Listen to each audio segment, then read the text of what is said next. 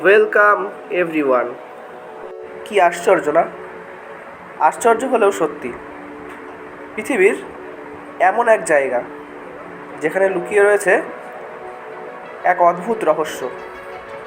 কি, কেন, কীভাবেই বা এটা সম্ভব?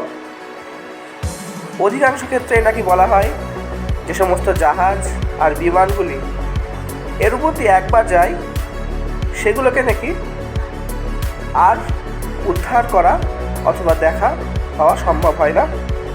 সমস্ত ক্ষেত্রে না হলেও প্রায় 70% নাকি এটা হয়ে থাকে। আজকে দেখে নেব বা জেনে নেব আমরা কেন বা কিভাবে এই নামকরণ অথবা কেনই একে এতটা ভয়ানক দৃষ্টিতে দেখা হয়। সমুদ্রের বুকে এক রহস্যময় ত্রিভুজ, যেখানে হারিয়ে গেছে বা নিখোঁজ হয়েছে অসংখ্য বিমান ও জাহাজ। হ্যাঁ, আজকে আমরা জেনে নেব বারমুডা ট্রায়াঙ্গেলের বিষয়ে। বারমুডা ট্রায়াঙ্গেল, যা বর্তমানে ডেভিলস ট্রায়াঙ্গেল নামেও খ্যাত, একটি ত্রিভুজাকার ক্ষেত্র যেটি মিয়ামি, বারমুডা এবং পুয়ের্তো রিকোকে সংযুক্ত করে।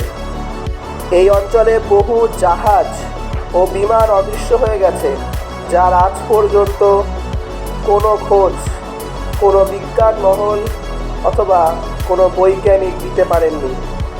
সালটা ছিল 1945, তারিখ 5ই ডিসেম্বর।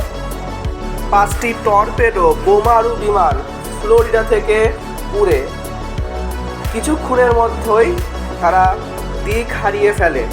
রেডিও যোগাযোগও বিচ্ছিন্ন হয়ে যায়, এমনকি তাদের খোঁজ করতে যাওয়া বিমানটিও যায় নিখোঁজ হয়ে। 2013 সালে দুইজন নাবিক হঠাৎ দেখেন আটলান্টিক মহাসাগরের উপর দিয়ে একটা জাহাজ যাচ্ছে, কিন্তু আশ্চর্যজনক কথাটি হচ্ছে সেই জাহাজে একজনও নাবিক ছিল না এবং এই পরিত্যক্ত জাহাজটি 800 মিটার গিয়েছিল কোনো নাবিক ছাড়া। পরে জানা যায় ঝড়ের কবলে পড়ে জাহাজটি এমন অবস্থা হয়েছে।